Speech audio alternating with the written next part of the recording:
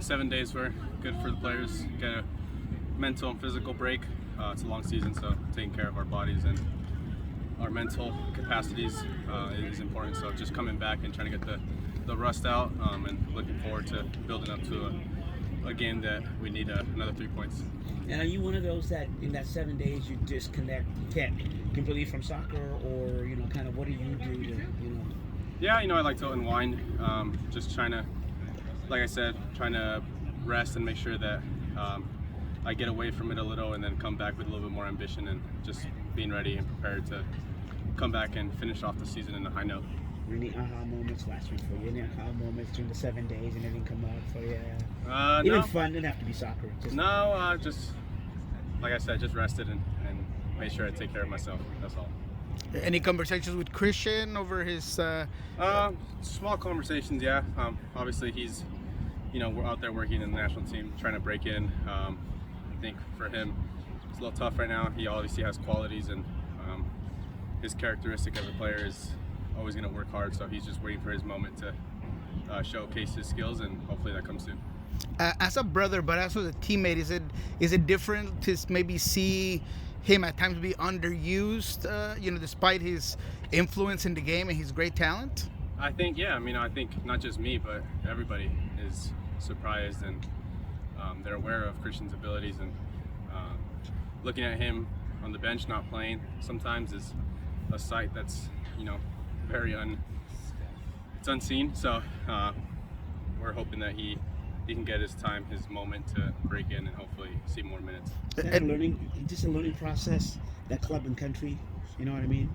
It's kind of... For sure, yeah. I think it's two separate identities that you have to have, and maybe club stuff may not translate to the national team, or vice versa. There's players that have those problems, but in my opinion, I don't think he has those problems. He just hasn't really had the opportunity to shine and get his moment to showcase. So I kind of go back to like my first few years here. 15 minutes here and there doesn't really give you the amount of time to really break through and showcase what you have. So I think that's kind of what he's waiting for. For you, this past week, is it more like looking back on the first part of the season and like winning CCL and reflecting on that accomplishment, or is it more so looking to the future, getting good playoff positioning and making another run that way? Yeah, I think it's been a little bit more challenging and difficult for our team just coming off of that CCL win. It usually comes at the end of a season, and you can unwind after and kind of take it in, but we kind of had to get back on the horse right away. So shifting that focus may have taken time for some of us, and just trying to get back to the MLS rhythm, because it's a tough league, tough opponents that we have to go through every week. It's a tough road ahead, but you look at this locker room, you see the quality, you see the experience. How is that comforting to know that you have that group next to you to, get you guys close to playoff contention? Yeah, I think this group is special. We've obviously been able to show it already early in the season.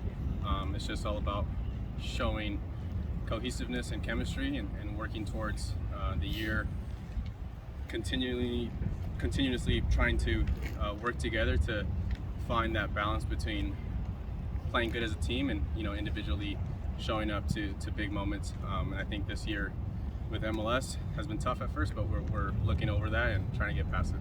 What's your expectation for Vancouver this coming up game? It's going to be a tough game. I think there's still going to be a little bit of rust, but that's never an excuse for this team.